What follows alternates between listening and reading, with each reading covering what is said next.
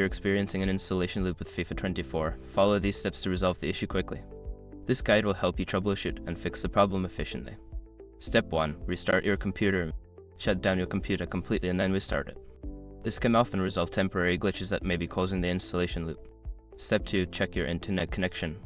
Ensure that your internet connection is stable and working properly. A weak or intermittent connection can disrupt the installation process. Step 3. Run as administrator.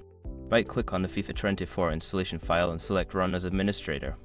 This can help bypass any permission issues that might be preventing the installation from completing. Step 4. Disable antivirus software. Temporarily disable any antivirus or firewall software on your computer. Sometimes, these programs can mistakenly block the installation process. Step 5. Reinstall the game.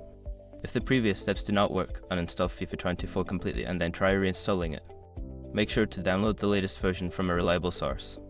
By following these steps, you should be able to fix the installation loop and enjoy playing FIFA 24. If the problem persists, consider reaching out to customer support for further assistance.